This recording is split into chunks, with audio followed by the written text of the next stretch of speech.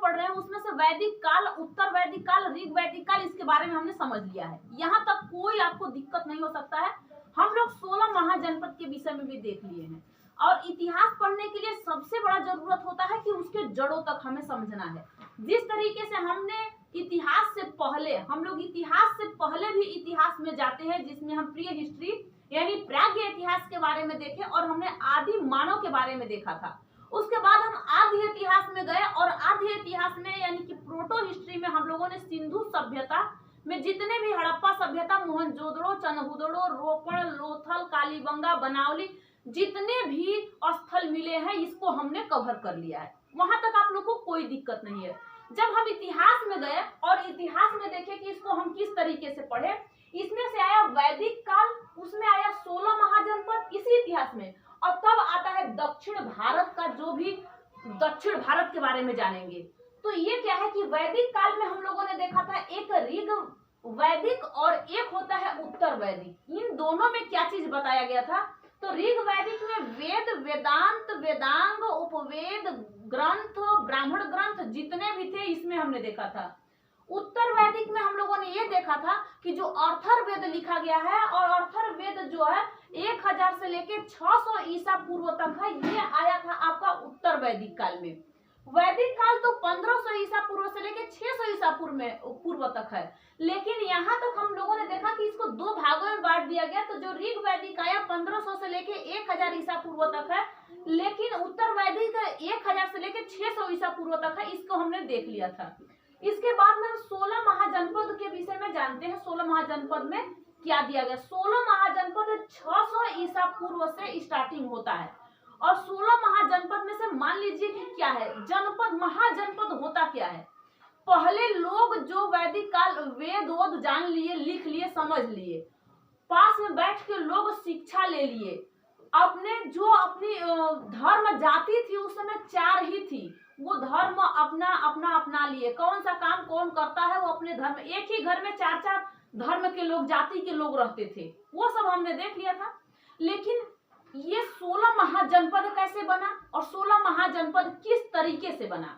तो 16 महाजनपद बनने के लिए पहले एक कबीला, एक छोटा सा नगर, मतलब नगर तो बड़ा हो गया ना, एक छोटा सा, एक 2-4 घर को मिला दिए, एक कबीला के टाइप में हो गया, उसको बना दिया, तो उसे कहा गया कि ये है कबीला। उसके बाद आ गया गांव, तो एक गांव बस गया। गांव के बाद जब गांव बस गया, भारत की बात हो रही है, भारत के इतिहास में आप लोग पढ़ रहे हो तो भारत के बारे में जानोगे ना। भारत से आगे जब भारत नहीं भी मतलब बटा हुआ था पाकिस्तान अफगानिस्तान में, तो उस समय अफगानिस्तान और पाकिस्तान भारत में ही था, तो वहां तक बात हो रही है। अब इसमें से जैसे ही ये बना गांव, गांव के बाद बना जन, एक बहुत बड़ा जन बन गया। तो जो घर का मुखिया कोई अलग, गांव का कोई मुखिया हो गया, कोई राजा हो गया, इस तरीके से शासन करना स्टार्ट कर दिया। उसके बाद आ गया जनपद, जो जिला होता है, तो उसके बाद बहुत बड़ा आया तो जिला हो गया। जब जिला आया उसके बाद आ गया महाजनपद। जिला मतलब जनपद आया था, जनपद को ही जिला कहा गया, तो जनपद आया, जनपद के बाद आता है महाजनपद। तो देखो क्या क्या आया? कबीला, गांव, जनपद और महाजनपद, 5 तरीके से बसा।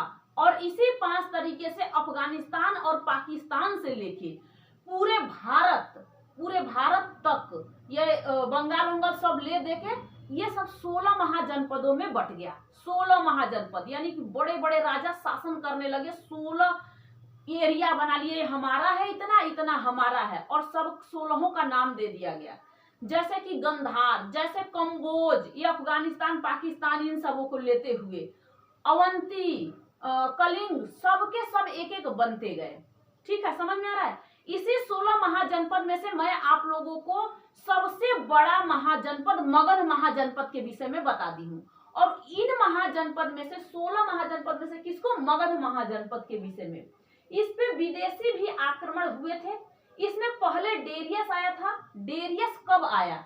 देखो, मगध महाजनपद में 7 शासक आए और 7 तरह के राजा ने यहाँ पे अपना राज किया। 7 राजा नहीं, 7 वंश के राजा, 7 वंश के, और एक वंश में किसी में 2, 3, 4 इस तरीके से आए और शासन किए। जैसे मगध महाजनपद में पहला आता है जो वंश, यह था हर्यंक वंश। सात होते हैं ना, हर्यंक वंश, शिशुनाग वंश, नंद वंश, मौर्य वंश, इसके बाद आता है शुंग वंश, कण्व वंश और सातवाहन वंश। ये आ गए सात के साथ। और उसी तरीके से हर्यंक वंश का राजा बिंबिसार आया, बिंबिसार के बाद अजातशत्रु आया, अजातशत्रु के बाद आता है उदयीन, नाग इसका और क्या नाम था, नाग दशक आया। इसके बाद चढ़ता है शिशुनाग, नाग दशक को मारता है शिशुनाग, और शिशुनाग वंश अपना वंशज एक तैयार कर लेता है। उसके बाद उसी में कालापोष आता है, नंदीवर्धन आता है, और नंदीवर्धन को मार देता है कौन, महापद्म नंद, जो नंद वंश का स्थापना कर लेता है। उसके बाद इसके बेटे धरानंद को मार देता है चंद्रगुप्त मौर्य, चंद्रगुप्त मौर्य तो गुप्त वंश का स्थापना। तो इसी तरीके से आगे बढ़ता है, पुष्यमित्र शुंग को मारता है, गौतमी पुत्र वासुदेव सब आए और इसको सबको मार पीट के एक दूसरे को मार के और आगे अपना महाजनपद बनाना स्टार्ट कर दिए। और जितने 16 महाजनपद थे, इन 16 महाजनपद को मगध महाजनपद में मिलाने का काम था हर एक राजा, हर एक वंशज को, और ये अपने एक जितने 16 को 16 मिला के आपस में एक बना दिए, तो इनका एक बन गया। यहाँ तक आपको समझ, जिस समय मौर्य वंश का स्थापना नहीं हुआ था किसमें, मगध महाजनपद में, उस समय 2 विदेशी आक्रमण हुए थे।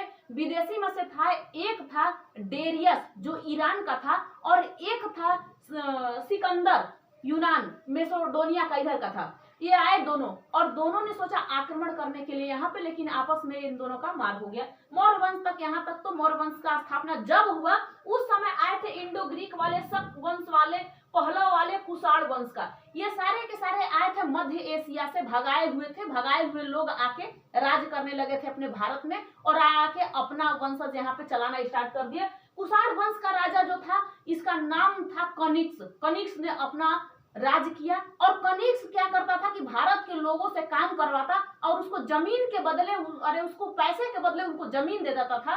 तो इसे सामंत कहा गया, जो जमीन लेता था उसे सामंत कहा गया, और सामंत ही थे उनको कहा गया गुप्त वंश। गुप्त वंश ने कुषाण वंश का मतलब मार धार करके खत्म कर दिया। कुषाण वंश अपने एक तरीके से खत्म हो गया, गुप्त वंश ने कुषाण वंश को खत्म कर दिया। गुप्त वंश का जो शासक था वो श्री गुप्त था, और बहुत सारे आए, समुद्रगुप्त आए, चंद्रगुप्त प्रथम आए, चंद्रगुप्त द्वितीय आए, रामगुप्त आए, जितने भी थे इसी में आते गए, और बहुत छोटे छोटे ऐसे बहुत शासक आए। इसके बाद आता है स्कंदगुप्त। स्कंदगुप्त आए जब अपना मतलब कि राज कर रहा था भारत का ही स्कंदगुप्त, अब ये जब राज कर रहा था उस समय आया हुंडो। हुंडो मतलब क्या होता है, उस समय का ये मध्य एशिया से आया। इसी मध्य एशिया में हुंडो ने भगाया था किसको, शक शासक को, जितने शक वंश का शासक था सबको भगा दिया था ये हुंडो वालों ने। और इसने भगा दिया सब 4-5 लोगों को, राजाओं को भगा दिया, ऐसा इधर उधर करते हुए हर जगह अपना राज करने लगे थे।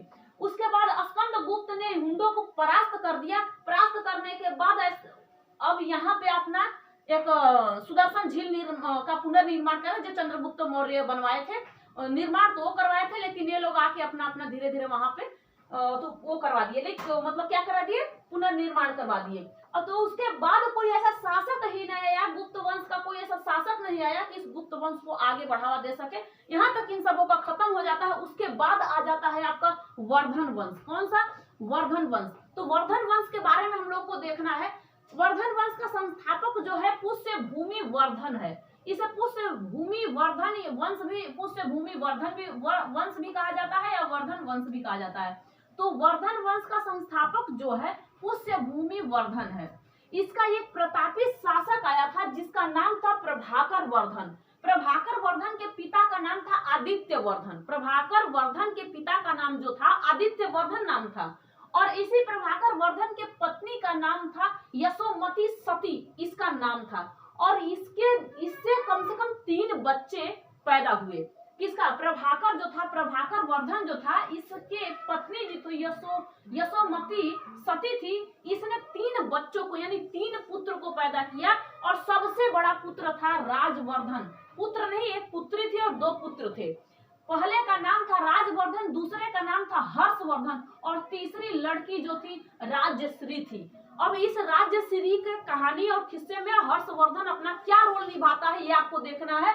इस वर्धन वंश के विषय में देखना है। ये आप देख के अगर खत्म कर देते हो तब आता है दक्षिण भारत, यानी कि हम लोग क्या देखेंगे, दक्षिण भारत के विषय में। मान लीजिए कि ये भारत इस तरीके से है और हम लोग इधर के बारे में ये सब, हम बंगाल के बारे में, कन्नौज के बारे में, मालवा के बारे में, इधर था हर्षवर्धन, सबके बारे में देखते हुए तब हम देखेंगे दक्षिण भारत, नर्मदा नदी के नीचे जो भी आया है इसके बारे में हम लोग पढ़ेंगे, इतिहास के बारे में। अभी हम लोग तो उत्तर भारत में पढ़ रहे हैं, उत्तर भारत के सारे लोगों के बारे में जान गए, समझ गए। ये सारे जितने भी हम लोगों ने पढ़ा है उत्तर भारत के विषय में पढ़ा है, दक्षिण भारत में भी हम पहुंचे ही नहीं है।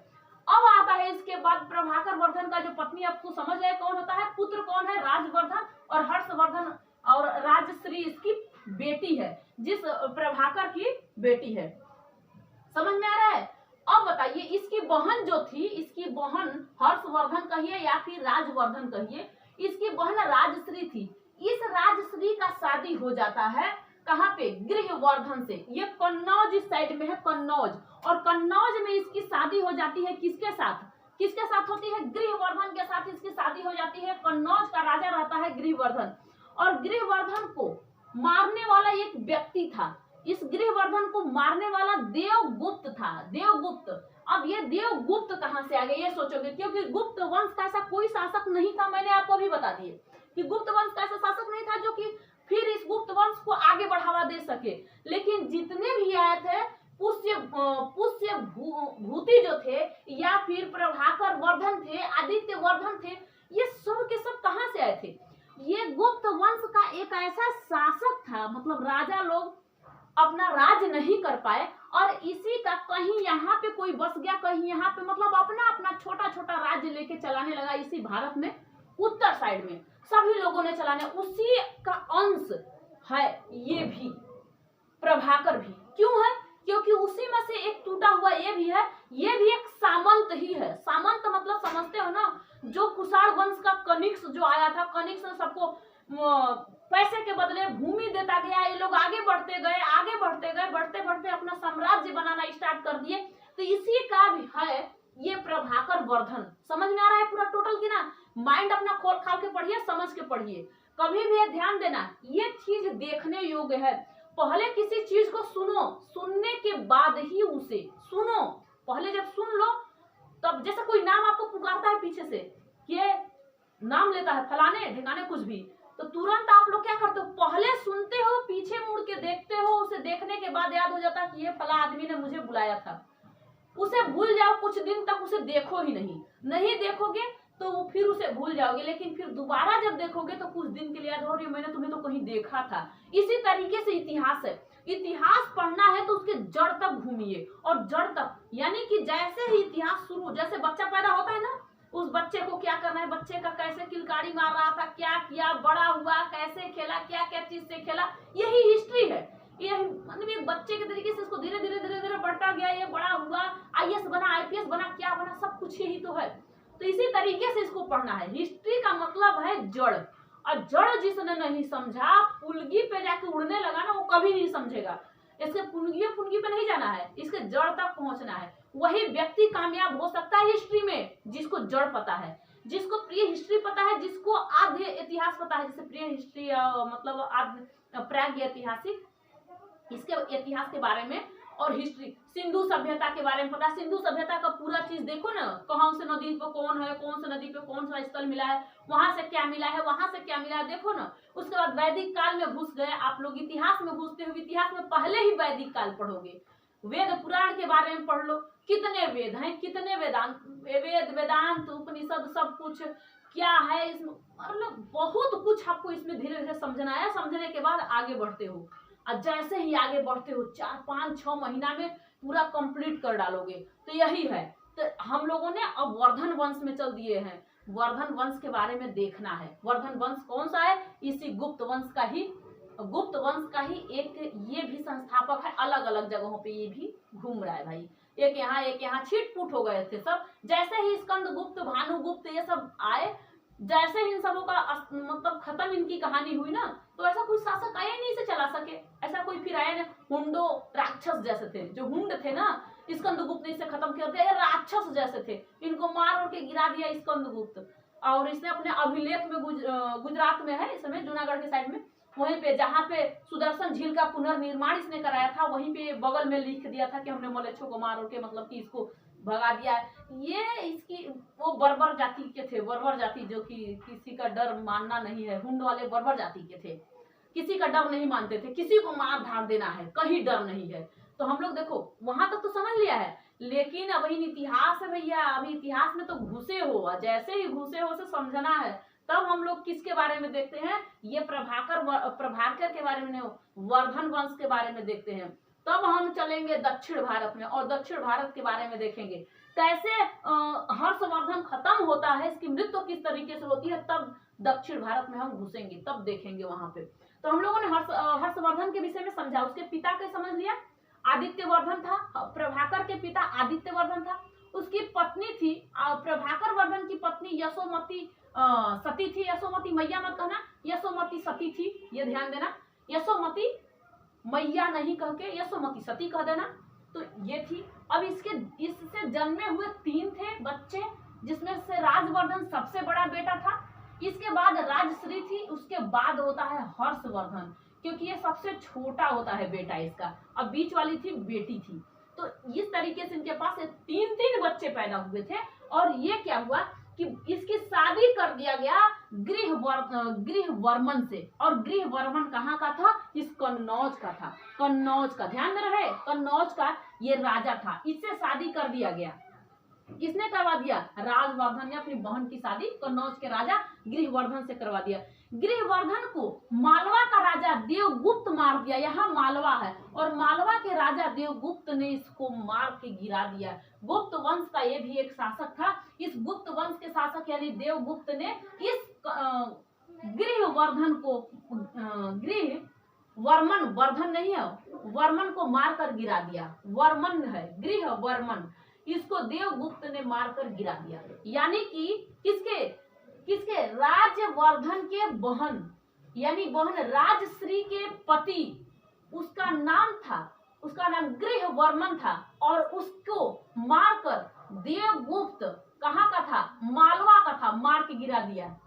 और इसकी बहन, अपनी बहन का शादी कहाँ किया था, कन्नौज में, और कन्नौज का राजा कौन सा था, गृहवर्धन। क्या समझ में आ रहा है, राजवर्धन की बहन यानी हर्षवर्धन की बहन राजश्री, और राजश्री के बहन की शादी हुआ था कन्नौज में, कहाँ पे, कन्नौज में। और इस कन्नौज का जो राजा था गृहवर्धन था, और इस गृहवर्धन के राजा को देवगुप्त, यानी इसका नाम था देवगुप्त, और ये मालवा का इस जगह का राजा था, और इस गृहवर्मन को मारकर गिरा देता है। और इसकी बेटी मतलब इसकी पत्नी, गृहवर्धन की पत्नी चली जाती है। इसको भी मतलब कि कहा जाता है शशांक वाले ने इसको अपना रख लिए थे। तो भैया कैसे रख लोगे, अब यहाँ तक आगे जैसे ही बढ़ोगे आपको पता चलेगा कि क्या हुआ। इसके बाद इसके भाई को, जो कौन था, राजवर्धन, किसकी भाई था, राजश्री की जो भाई था ये राजवर्धन था, इसने इस देवगुप्त को मार दिया, क्योंकि उसके बहनोई को मारा था भाई, जीजा जी को मारा था। कौन मारा था, गृहवर्धन को किसने मारा था, देवगुप्त। तो देवगुप्त को मार दिया राज्यवर्धन ने मार दिया इस देवगुप्त को।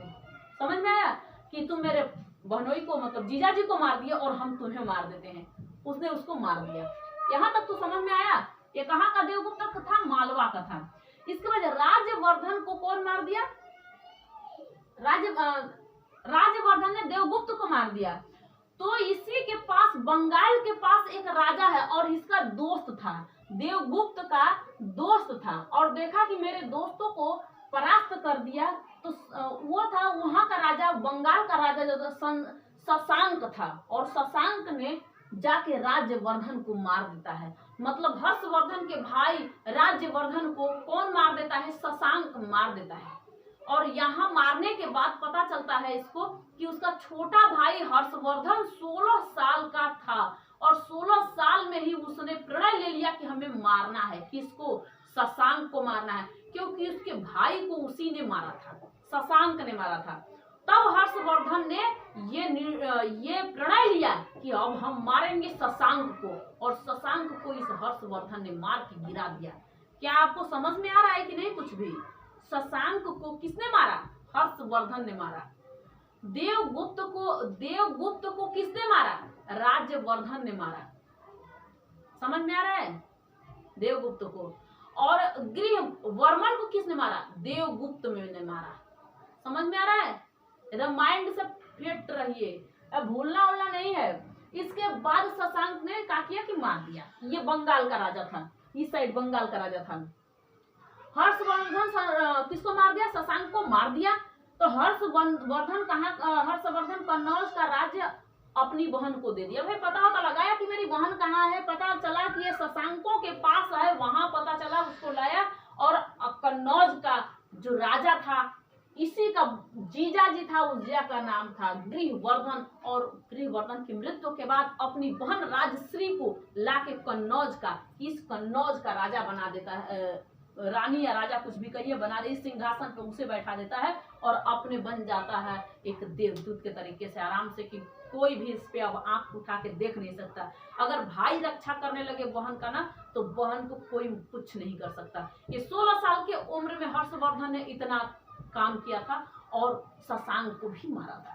कुछ समय तक अभी ये लड़ाई चलती आ रही है, चलते चलते ये बहुत दिनों तक चला।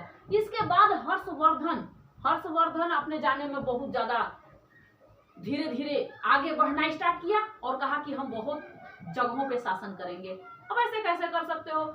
मतलब कि ये नहीं कि आप किसी को हरा दिए, हाँ उसकी गलती थी, उसने आपको भाई को मारा था, आप उसको मार दिए, वो उसके दोस्त को मारा था, ये एक अलग बात है। और उसके जीजा जी को मार दिया था तो वो उसको मार दिया, मतलब ये अलग कहानी है कि हर एक लोग के पीछे हर एक लोग का हाथ होता है और खून के बदले उस समय का खून होता था और लड़ाई एकदम भीषण चलता था। ये कम दिनों में नहीं कि आज ही मार दिए गोली तो आज ही मार के आ जाएंगे ना, ये कुछ दिन तक चलता था, धीरे धीरे बहुत युद्ध होता था, बहुत लड़ाई झगड़ा चलता था। तब हर्षवर्धन को पुलकेशिन मार दिया। पुलकेशिन ये कैसे मार दिया हर्षवर्धन को? यहाँ पे दक्षिण भारत में नर्मदा नदी बहती है और नर्मदा नदी के पास में ये आया था लड़ने के लिए, अपना हक जमाने के लिए। और वही नर्मदा नदी के तट पर इनकी लड़ाई हो जाती है, हर्षवर्धन और पुलकेशिन की नर्मदा नदी के तट पर हो जाती है। तो हर्षवर्धन की मृत्यु हो जाती है, मृत्यु 647 ईस्वी में, ईसा पूर्व खत्म हो गया है, ईस्वी में इनकी मृत्यु हो जाती है। तब आता है, यहाँ तक हम लोगों ने इसके बारे में पढ़ा। अब इसके बाद किस तरीके से कौन कौन आया इस पे अभिराज करने के लिए, तब हम लोग धीरे धीरे चलेंगे, दक्षिण भारत के विषय में पढ़ेंगे। लेकिन अभी इसमें अभी और कुछ जानना है, धीरे धीरे इसके बारे में समझेंगे सब कुछ, जिसमें हमारे हिस्ट्री में मतलब समझ में आ जाए हम लोगों को। और हिस्ट्री को कभी कमजोर नहीं समझना। लोग कहते हैं क्या चीज है, कौन सा आर्ट से लिए हो, जियोग्राफी होगा, पॉलिटिकल साइंस होगा, इतिहास होगा, क्या जानना है इसमें? मुझे तो लगता है कि इसमें ही ज्यादा जानना है। मुझे तो लगता है कि आप केमिस्ट्री का सूत्र इन सबों का याद करने से अच्छा है कि इन सब राजाओं का नाम याद करना पड़ता है। जिस तरीके से हमने देखा था कि मगध महाजनपद के राजा के बारे में देख लिया, हरियंक वंश के राजा के बारे में, बिंबिसार के बारे में पढ़ा, अजातशत्रु के बारे में पढ़ा, उदयन के बारे में पढ़ा, नाग दशक के बारे में पढ़ा। फिर शिशुनाग वंश में देखा, शिशुनाग वंश, कालाकोश, नंदीवर्धन, इसमें पढ़ा। फिर आ जाता है नंद वंश में महापदम नंद, धनानंद के विषय में पढ़ा। मौर्य वंश में देख लिया चंद्रगुप्त मौर्य के विषय में, बिंदुसार के विषय में, बिंदुसार कौन है? चंद्रगुप्त मौर्य का जो बेटा है बिंदुसार है। बिंदुसार के दो बेटे होते हैं, सुसीम होता है, अशोक होता है। अशोक की कहानी हम लोगों ने सम्राट अशोक महान के विषय में पढ़ लिया, उसमें भी पढ़ लिया। उसने 14 शिलालेख अशोक ने लिखवाया था, उसमें भी हम लोगों ने शिलालेख के विषय में देख लिया था। उसने अपने 16वें शिलालेख में कनिंग पर जो हमला किया था उसके विषय में उसने बता दिया। उसने विश्व शांति के विषय में बता दिया, अशांति तो वो और फैलाया था, और अशांति के विषय में बता दिया। तो हर एक जगह से इसके बारे में पढ़े। उसके बाद हम लोगों ने चल दिया शुंग वंश में। शुंग वंश में पुष्यमित्र शुंग के विषय में देखे, अग्नि मित्र शुंग के विषय में देखे। आगे जैसे ही बढ़े वासुदेव के बारे में, मतलब कि कण्व वंश में वासुदेव के बारे में पढ़े। जैसे आगे बढ़े सातवाहन वंश में, तो उसमें हम लोगों ने पढ़ लिया गौतमी पुत्र सातकर्णी के विषय में, वशिष्ठ पुत्र पुलमा के बारे में पढ़ लिया। यहाँ तक हम लोगों ने मगध साम्राज्य को समेट के देख लिया, वहां तक मगध साम्राज्य खत्म कर दिया। जैसे ही मगध साम्राज्य को खत्म कर दिया, आए कुषाण वाला, कौन सा कुषाण वंश का कनिष्क के बारे में देखा। कनिष्क ने किस तरीके से गुप्त वंश ने कैसे कुषाण वंश को खत्म कर दिया। सामंत, सारे सामंत आए, किस तरीके से गुप्त वंश में स्कंद गुप्त आया, समुद्र गुप्त आया, चंद्रगुप्त प्रथम आया, चंद्रगुप्त द्वितीय आया, उनके बारे में हमने पढ़ा था। रामगुप्त के बारे में पढ़ा। सारे के बारे में हम लोग धीरे धीरे पढ़ते गए, आगे बढ़ते गए, और बढ़ते बढ़ते आज हम लोग वर्धन वंश के बारे में हमने देखा। गुप्त वंश नहीं खत्म हुआ था, गुप्त वंश के शासक ऐसे आए ही नहीं थे, और इसी गुप्त वंश का शासक जो नहीं आया था, छिटपुट कहीं हो गए थे गुप्त वंश का। कहीं कुछ थोड़े जगह पे अपना वो शासन कर रहा है, थोड़े जगह पे अपना कर रहा है, थोड़े जगह पे अपना कर रहा है, उसी में से कोई एक निकल के आया। तो कौन सा आया? पुष्य भूमि आया। पुष्य भूमि के विषय में हमने देखा। पुष्य भूमि में इसलिए हमने देखा कि ये भी गुप्त वंश का ही एक छोटा सा राज्य भी, ये भी लेके अपना राज्य करना स्टार्ट कर दिया था। इसके बारे में अब इसके पास पुष्य भूति के पास अब इसका शासक वो था वर्धन वंश का। उसके बाद प्रभाकर के विषय में, प्रभाकर वर्धन के विषय में देखा। उसके बाद उसी का बेटा हर्षवर्धन के विषय में, राज्यवर्धन के विषय में आपने देखा था। राज्यवर्धन ने भी कुछ काम किया था, मारपीट किया था। उसकी बेटी राजश्री जो काम करता है उसी के बारे में हम देखते हैं, जो काम नहीं करता उसके विषय में नहीं जानते हैं। हर्षवर्धन भी खत्म हुआ। उसके बाद हम दक्षिण भारत के विषय में देखेंगे। इसके बाद हम लोग देखिए नेक्स्ट वीडियो मिलेंगे, तब तक के लिए जय हिंद, थैंक यू।